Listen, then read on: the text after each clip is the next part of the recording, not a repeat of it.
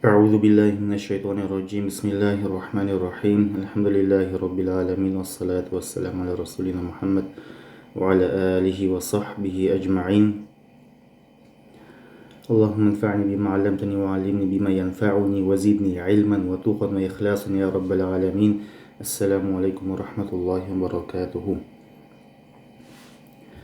Allah'ın qalamın davul maali li bada'il amali degan kitobni boshlab o'tirmiz. Негізі мәтін имам Ушидікі Бәдіул Әмәли.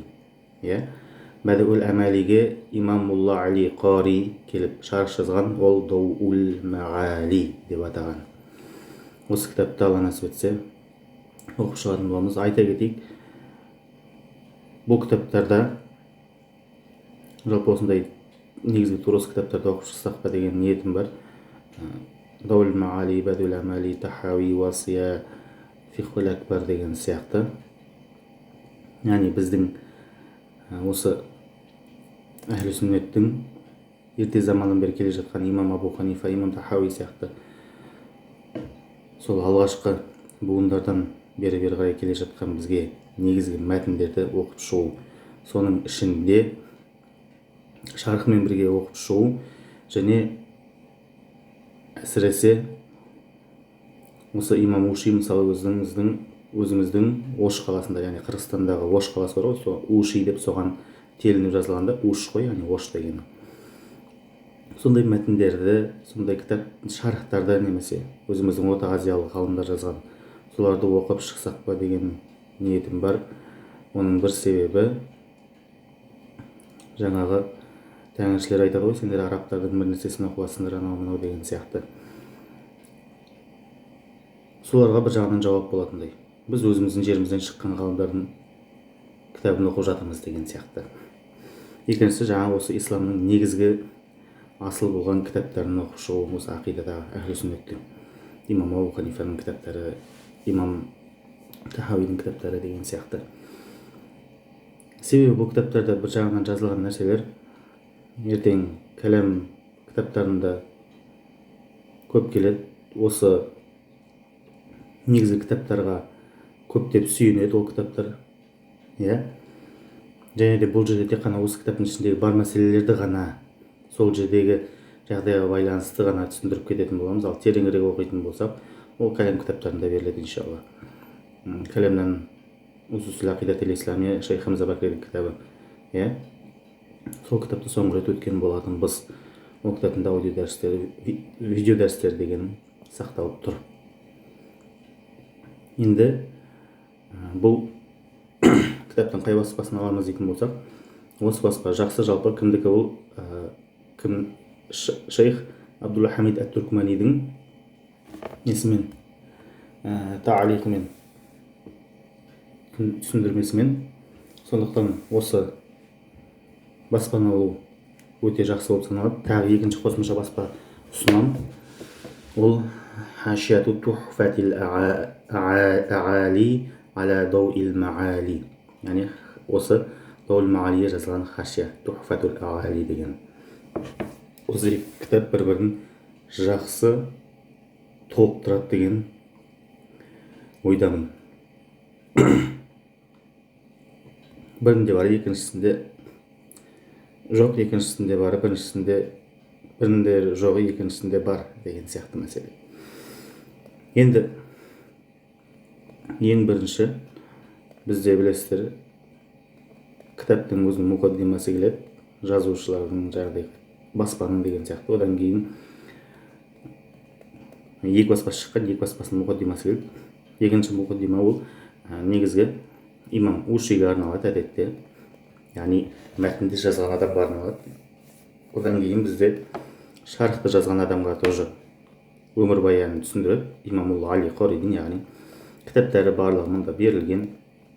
Өздеріңіз қарасаңыздар болады, оның барлығына тоқталып отырып қажет жоқ деп ойлаймын. Және де осы Дауил Маалиге жазылған шархтарды береді. Қарасаңыздар, уже қараңыздар, 39-шы шарх Ад-Дурарул Гауали шарх Бадиил Амали ли Шейх Мухаммад Ахмад Ауаму. 39 бізде демек не деген сөз? 39 шарх жазылған осы Бадиул Амалиге. есептеп көріңіздер, иә. Қандай дәрежеде ислам әлемінде үлкен орын алғандығын осыдан түсінсек болады. 39 шарх жазылу деген өте үлкен деңгей, иә. Кітап нелер туралы жазған осы. Мынаның ішінде бір нәрсені оқып кетейік. Мына жерге ينبغي أن يلاحظ أن الشارح رحمه الله ممن عنايتهم بعلوم الحديث. Біздің мына нәрсеге мән беруіміз керек дейді. Ескерту, иә. Бұл шархты жазушы адам, яғни шархтаушы адам өзінің негізгі саласы хадис ғылымы. وليس من أهل التخصص في العقيدة والكلام. және де ақида мен кәламда мутахассис емес, яғни ақида мен кәлам ғылымның маманы емес. ثم وهو مكثر في التأليف. және де ол муксир деген не? Тәлиф деген кітап жазу ғой. Муксир деген сондай кітап көп жазушылар. Мысалы хадистерде келеді ғой, муксирун деген хадис көп риуаят етушілер деген сияқты. Сол сияқты кітапты көп жазған адам деген сөз. Катаба фи кулли фаннин, бүкіл пәнде жазып шыққан. Фихта да бар, мысалы фатху бабил айнаяда, мысалы 4 томдық кәдімгі үлкен кітап, ішінде көптеген мәселелер қозғалған. Шыбын шақса, маса шақса, ол шыққан қан деген сияқты, мысалы дәрет бабының өзінде қызық көптеген мәселелерді қолға алады. وكما قال الحريري فقلما سلم مكثار أو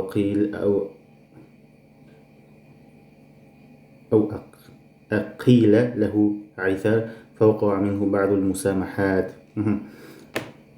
Бұл жерде айтқысы келіп жатқан не? Бұл негізгі пәні ақида және кәлам болмағаннан кейін имамулла Али Қаридің осы Бәдіул Әмәлиге жазған шархында жіберген қателері бар.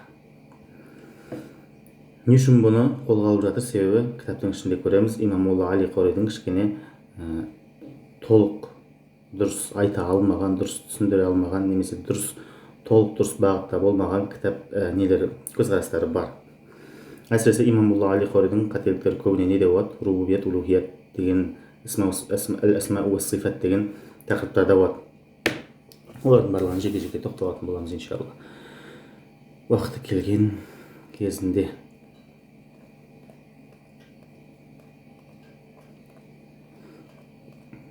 Елердің барлығын оқып отырмаймын. Мұқаддима, маяқтағы, сосын жаңағыдай не деген сияқтыларды, таржума, өмір баяндарды оқып отырмаймын. Нені оқимыз бірден? Имамулла Али Қаридің өзінің кіріспесін оқып, ары қарай кітапқа кірісіп кететін боламыз иншааллаху тағала. Алхамдулиллахи лази ваджаба вуджуду затихи. Өзінің бар болуы міндет болған Аллах тағалаға барлық мақтаулар болсын. Алхамду дегенде ол жердегі алифлам барлық деген мағынаны қамтиды, яғни хамд деген мақтау болатын болса, алифлам келген кезде ол жерде барлық мақтаулар деп, сол мақтау жынысында болған нәрсенің барлығын қамтып кетеді. Енді зат, уджуду затихи, зат дегенді қалай аударамыз дейтін болсақ, заты деп жалпы айтып жатамыз ғой, өзі болмысы деген сияқты да аударуға болады. Енді қараңыздар, ваджаба уджуду затихи дейді. Ваджаба деген не мағына? Ол міндет болу. Біз бұл жерде Аллах тағаланың бар болуы міндет деген кезде Аллах тағала бір нәрсені міндет етпейміз. Аллах тағалаға бір нәрсені міндет ету мағынасында айтпаймыз. Яғни Аллах тағала мына нәрсені жасауға міндетті деген сияқты. Біз қандай мағынада айтамыз? Бұл яғни Аллах тағаланың жаратылыстарына қарай отырып, бұл жаратылыстардың бір жаратушысы болуы міндет деген мағынада айтамыз. Яғни бұлар өздігінен жаратылған жоқ. Бұлардың бір жаратушысы болуы міндет. Сондықтан Аллах тағаланың болуы міндет. Себебі Аллах тағала бұл жаратылыстың барлығының жаратушысы деген мағынада айтамыз. Осыны дұрыс түсінуіміз керек. Әйтпесе біреулер Аллах тағалаға сендер бір нәрсені міндет етіп жатсыңдар дегендей мағынада әхлі сүннетке қарсы сөздер айтады. وثبت كرم وجوده. Осы жерде қараңыздар, Аллах тағаланың вуджуд, бар болуының, болмысының, яғни каром, жомарттығы, сәбәті бекіген, дәлелденген деген мағыналарда қолдансақ болады. Ва шухуду сифатихи. Ва шухуду сифатихи деген не? Бұл ва сәбәті шухуду сифатихи деген мағына. Жаңа алдындағы сәбәтаға атф, яғни шухуд дегенді екі мағынада қолдануға болады. Менде хашиясында да екі мағынасын білдіреді. Біріншісі шухуд зухур мағынасында. Зухур мағынасында. Екіншісі әдилля мағынасында. Әдилля. Аллах тағаланың сипаттарының көрінуі де дәлелденген деген сөз. Немесе Аллах тағаланың сипаттарының дәлелдері де бекіген деген сөз. Қалай дейтін болсақ, былай деген сөз. Зухур деген мағынада сәбәті зухуруха би зухури мутааллақатиха деген сөз. Яғни мутааллиқтарының көрінуімен Аллах тағаланың сипаттары да көрінген, көрінуі бекіген деген мағынада. Мутааллиқтар дегеніміз не? Мутааллиқтар деген мысалы Аллах тағала халиқ, жаратушы дейтін болсақ, махлуқаттар мутааллиқтар. Осы әлемдегі қанша жаратылыстар бар, соның барлығы бір-бір мутааллиқ мысалы. Мутааллиқтар. Енді осылардың барлығы жаратылыстар көріну арқылы не көрініп тұр? Аллах тағаланың халиқ деген сипаты көрініп тұрды. Осы әлемнің сондай барлығы жүйелі, әрқайсысы бір-бірімен қарамайшылыққа түспей барлығының дұрыс жүруінің барлығы Аллах тағаланың әл-илм, Аллах тағаланың білуші барлығын деген сипатын көрсетіп тұр. Түсіндіре алдым деп ойлаймын, иншааллаху тағала. Әстадилу бил хулқи алал халиқ деп қысқаша жазып қойдым мына жерде. Яғни жаратушыға біз жаратылысты дәлел етеміз. Аллах тағаланың халиқ деген сипатына жаратылысты дәлел етеміз. Аллах тағаланың илм деген сипатына осы әлемдегі жаңағыдай бір-бірімен қайшылыққа түспей жүріп жатқан жүйені дәлел етеміз. Осы сияқты мәселелер.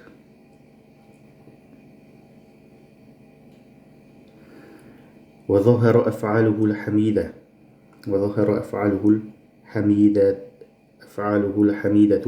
في صحائف مصنوعاته.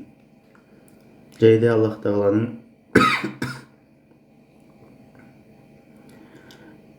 маснуат дегеніміз сонадан шыққан, исм мафул, яғни жасалған нәрселер. Яғни Аллах тағаланың махлуқаттарының бойында Аллах тағаланың мақтаулы іс-әрекеттері көрінгендігі де бекіді дейді. وَثَبَتَ ظُهُورُ أَفْعَالِهِ الْحَمِيدَةِ فِي صَحَائِفِ مَصْنُوعَاتِهِ деген сөз ғой. Мына жерде мынадай мәселе бар екен. Мәтінде, то есть осы PDF-те не деп берген? ظَهَرَ деп берген. ظَهَرَ деп беретін болсақ, أَفْعَالُهُ الْحَمِيدَةُ мынау исм фаил болып келеді. Ал хашияда не деп берілген? Мендегі екінші баспасында وَظُهُورُ أَفْعَالِهِ الْحَمِيدَةِ деп берілген. Яғни зухур мастар келген бұл жерде. Сәбәтаға атып қылған деген сөз. Яғни бұл жерде егер ظَهَرَмен алатын болсақ, أَفْعَالُهُ исм фаил болады. Егер немен алатын болсақ, зухур мастармен алатын болсақ, أَفْعَالِهِ мудофун илейх болады. Екінде де не емес, проблема емес. Екеуімен де алуға болады. Бірақ фиғылмен алатын болсақ, фаилмен, мастармен алатын болсақ, мудофун илейхпен оқуымыз керек. Енді Аллах тағаланың өзінің жаратылыстарының бойларында фиссухаиф дегеніміз бойларында, түрлерінде деген мағына. Аллах тағаланың мақтаулы фиғылдары көрінді дейді. Анық болды, айқындалды дейді. Бұл не деген сөз?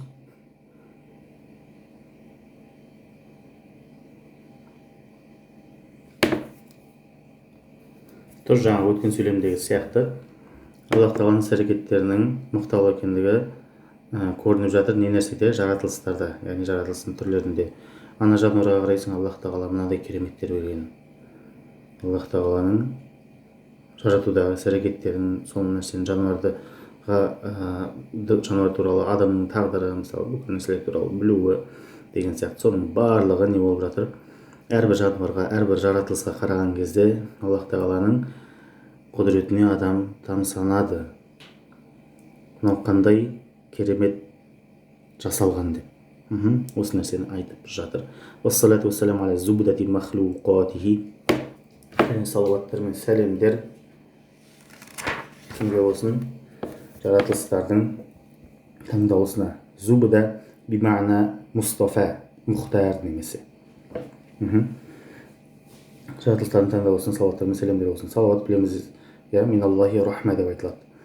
Енді ханафиде былай деген сияқты әңгімелер бар, оған кірмейміз.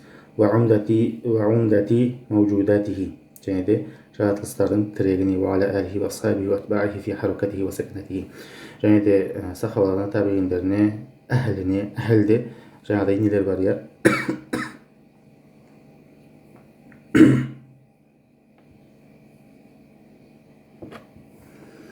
Әлде бірнеше мағына бар жалпы. Оның бірі жалпы пайғамбарымызға ергендер. Әлу фираун дейді ғой, мысалы фирауынға ергендер деген мағынада қолданылады, иә. Фирауынның әскері немесе деген сияқты мағынада. Немесе нәфс, яғни өзі деген мағынада. Әлу Муса, Мусаның өзі, әлу Харун, Харунның өзі деген сияқты мағынада қолданылады. Үшіншісі де бимағна әхлил бәйт хосса, яғни пайғамбарымыз саллаллаху алейхи уассаламның отбасысы деген мағынада қолданылады. Оған қоса бұл сөз әхіл деген астардан шыққан, әхіл деген отбасы деген сөз ғой, білеміз. Сосын уә-аля деп әләні не үшін қосты дейтін болсақ, енді ондай нәрсе ойымызға келмейді ғой біздің әдетте, бірақ бұның не үшін екендігін түсіндіріп жатыр. Хашияда түсіндіреді. Неге? Себебі шиғаларда мынадай нәрсе бар. Ла яджузул фаслу байнан наби ва алихи би харфин аля деген нәрсе бар. Асыл жоқ хадис, сондай бір хадис олар риуаят етеді, жайды солай аля харфтарын қолданбау керек деп айтады. Соған бірден рот ретінде, яғни жауап ретінде бізде айтып кетіп жатыр имам Мулла Али Қори. Ла туфассилу байни ва байни али би харфин аля деген хадис. Хадис деп айтады ғой, енді негізінде асыл жоқ. Осындай мәселелер бар бұл жерде. Фи харакатихи ва саканатихи, яғни харекет жасаған кезінде де, харекет жасамаған кезінде де осы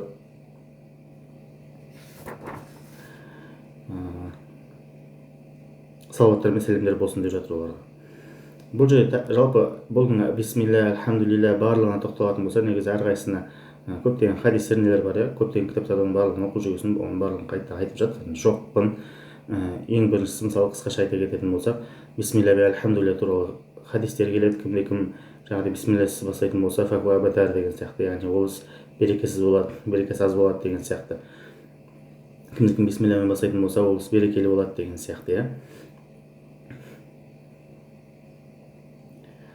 Сондай хадистер бар. Салауат туралы да ида саллайтум фаумиму деген сияқты хадистер бар, мысалы сондай мағынада келген. Иә, бұның барлығы сахих деп айтпаймыз, әртүрлі мағыналарда, бірақ фадаилде қолданыла береді. Әртүрлі деңгейлерде, яғни. Көбі және де не болып келеді, әсіресе көбі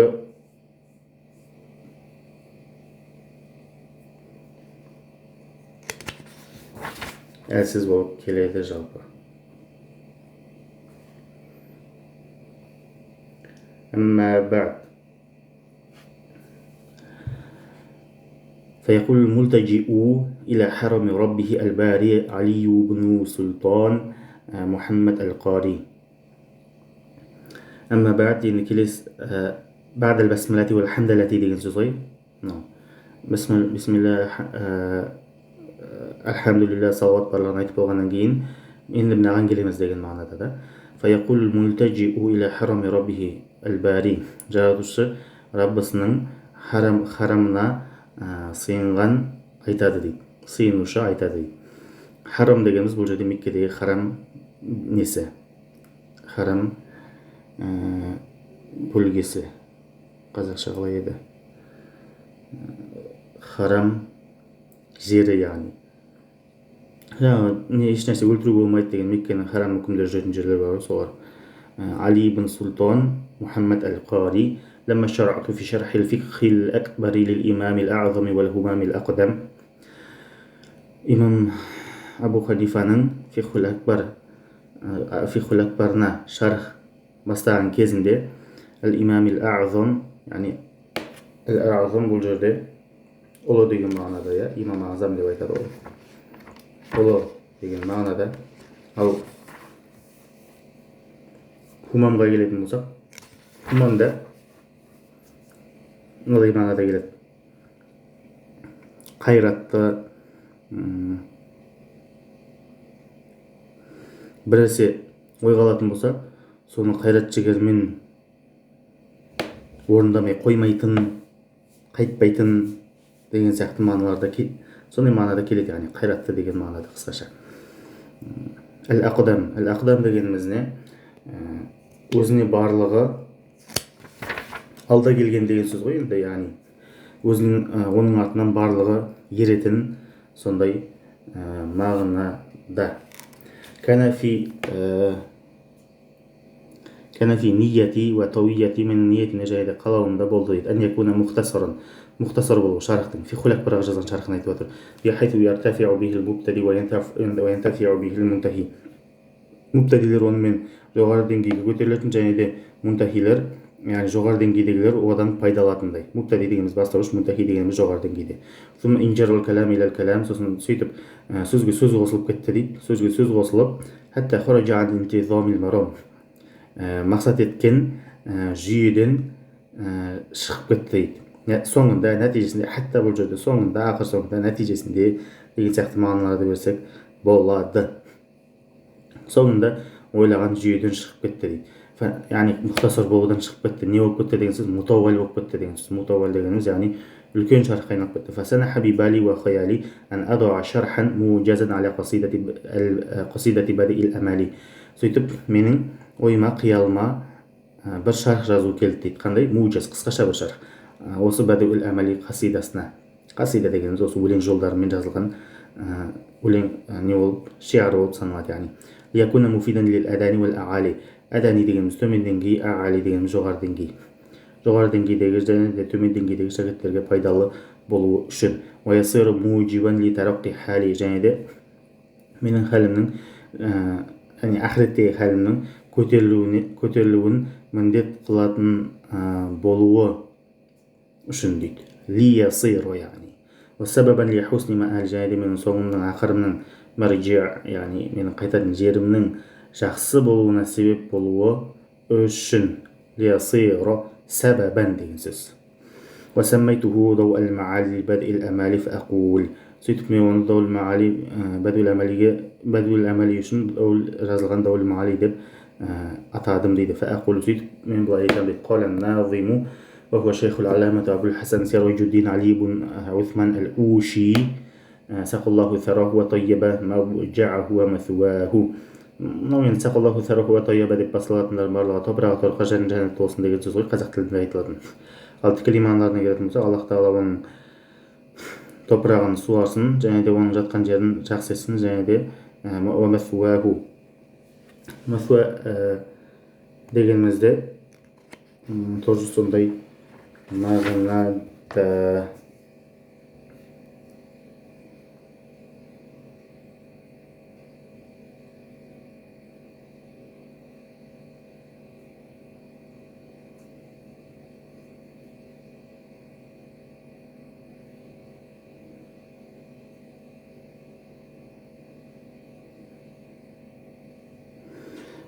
لم يذكر الشارح عن الناظم بسملة وحمدلة ولا يليق به عدم ذكرهما إلا أن يقال عن إنه أتى بهما لفظا وهو كاف في حصول التبرك ونفي النقص.